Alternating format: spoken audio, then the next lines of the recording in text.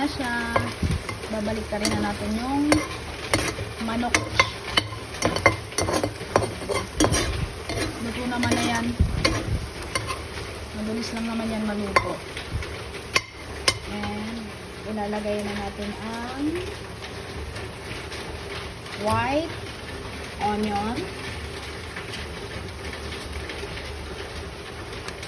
Paprika lang yan, saka asin. Lagyan nyo na ng pampalasa.